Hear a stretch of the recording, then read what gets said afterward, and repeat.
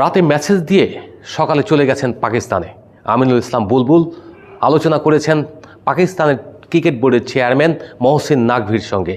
গোপন আলাপ কি সেটা প্রকাশ করেননি পাকিস্তান বা বাংলাদেশ ক্রিকেট বোর্ড, জানা যাবে প্রেস রিলিজ দেওয়ার পরে।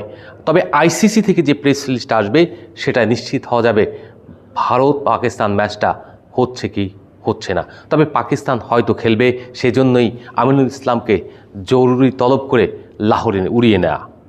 দর্শক, সমকালের ফেসবুক পেজে আপনাদেরকে স্বাগত। আমরা আলোচনা করব পাকিস্তান এবং ভারত ম্যাচ নিয়ে যে সিচুয়েশন তৈরি হয়েছে, সেই সিচুয়েশনের তৃতীয় পক্ষ হিসেবে বাংলাদেশের ভূমিকা।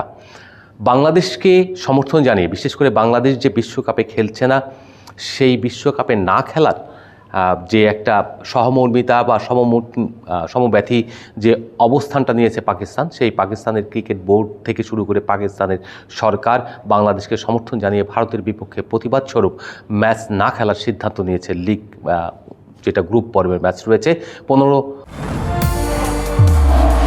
নির্মাণে নাম্বার 1 শাহ সিমেন্ট। ফেব্রুয়ারি ম্যাচটি হবে কলম্বোতে। তবে সেই ম্যাচ যদি না খেলে আইসিসি কঠিন অবস্থান নেবে, এইরকম একটা বার্তা দেওয়া হয়েছিল পাকিস্তান ক্রিকেট বোর্ডকে, এবং সেই পাকিস্তান ক্রিকেট বোর্ড বিষয়টা বুঝতে পেরে, আজ করতে পেরে তারা আইসিসির সঙ্গে মিটিংয়ে বসতে সম্মত হয়। কিন্তু যাদের জন্য এই এত আয়োজন, যাদেরকে ঘিরে তাদের অবস্থান পরিবর্তন কিংবা ভারতের বিপক্ষে ম্যাচ খেলবে না বলে রাষ্ট্রীয়ভাবে একটা সিদ্ধান্ত নেওয়া হয়েছিল, সেই সিদ্ধান্ত থেকে সরে আসার একটা নীতিগত সিদ্ধান্ত নিতে হলেও সেই দেশের বোর্ডকে অবহিত করতে হবে এবং তাদের সুযোগ সুবিধা যে বঞ্চিত করা হয়েছে, সেই সুযোগ সুবিধাগুলো কিভাবে আদায় করে দেওয়া যায় আইসিসির কাছ থেকে, সেই প্রচেষ্টা হয়তো পাকিস্তান ক্রিকেট বোর্ড করবে বলেই প্রতিশ্রুতি দিয়ে, যাতে তারা একটা সিদ্ধান্ত বা যৌথ সমর্থন আদায় করে নিতে পারে ম্যাচ খেলার জন্য, যাতে সাপও মরে লাঠিও না ভাঙে। অর্থাৎ বাংলাদেশ বিশ্বকাপে না খেলায়, বয়কট করায় যে আর্থিক ক্ষতির সম্মুখীন হয়েছে এবং ভবিষ্যতে যেসব জটিলতা তৈরি হবে, সেই জটিলতা যাতে না হয় সেই নিশ্চয়তা আদায় করে দেওয়ার জন্য, এবং একই সঙ্গে বাংলাদেশের সঙ্গে আলোচনা করে, অর্থাৎ বাংলাদেশ ক্রিকেট বোর্ডের সঙ্গে আলোচনা করে যে সিদ্ধান্ত নিয়ে ভারতের বিপক্ষে ম্যাচটি খেলবে, এরকম একটা ভাইব যদি তৈরি করা যায় বিশ্বের কাছে, তাহলে পাকিস্তান ক্রিকেট বোর্ডের মান সম্মান থাকে। আদারওয়াইজ কিন্তু পাকিস্তান ক্রিকেট বোর্ডের কোনো মান সম্মান থাকবে না যদি তারা সরাসরি সিদ্ধান্ত নেয় যে আমরা ভারতের সঙ্গে ম্যাচটা খেলছি। তো এইরকম একটা সিচুয়েশনে তারা একটা রাজনৈতিক এবং কূটনৈতিক কৌশলের অবলম্বন করেছে।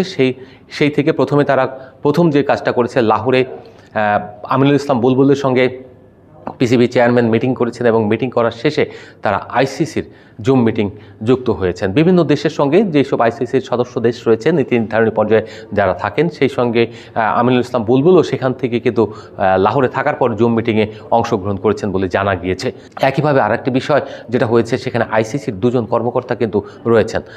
ওখানে যে খাজা সাহেব রয়েছেন ভাইস চেয়ারম্যান, তিনি ওই জায়গায় যেটা হচ্ছে যে মূল যে চেয়ারম্যান আইসিসির, সেই জয়সার বিকল্প হিসেবে পরিবর্তে ওখানে রিপ্রেজেন্ট করছেন, এবং তাই যে দাবি দাওয়াগুলো রয়েছে পাকিস্তানের, সেই দাবি দাওয়াগুলোর পক্ষে শুনবেন এবং যুক্তি তুলে ধরে তারা যাতে আইসিসির প্রতিনিধিকে একটা নিশ্চিত খেলার নিশ্চয়তা দেন এবং প্রতিশ্রুতিটা বাস্তবায়ন করেন 15 তারিখে ম্যাচটা হবে, সেই রকম একটা জায়গায় উইন উইন সিচুয়েশনে পৌঁছানোর চেষ্টা করা হবে।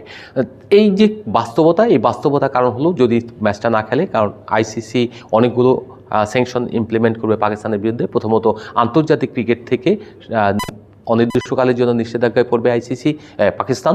দ্বিতীয়ত হচ্ছে তাদের যে আর্থিক ক্ষতিটা হবে, সেই আর্থিক ক্ষতি তারা পুষিয়ে উঠতে পারবে না। ফলে এই ধাক্কাটা বাংলাদেশের ক্রিকেটে এসে পড়বে, যে কারণে বাংলাদেশ ক্রিকেট বোর্ডের কর্মকর্তারাও চাচ্ছেন পাকিস্তান এবং ভারত ম্যাচটা হোক, যাতে পাকিস্তান খেললে যে রেভিনিউটা আসবে, সেই রেভিনিউর ভাগটা বাংলাদেশ ক্রিকেট বোর্ডেও আসবে।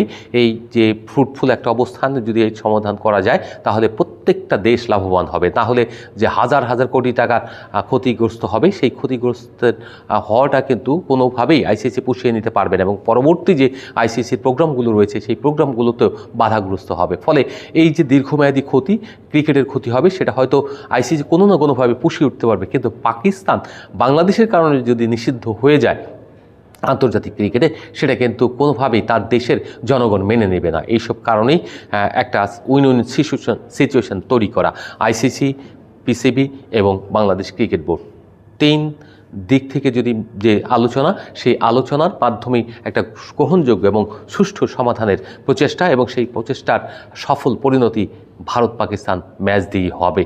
ধন্যবাদ। এখানেই আগামী অন্য কোনো ইস্যুতে দেখা হচ্ছে।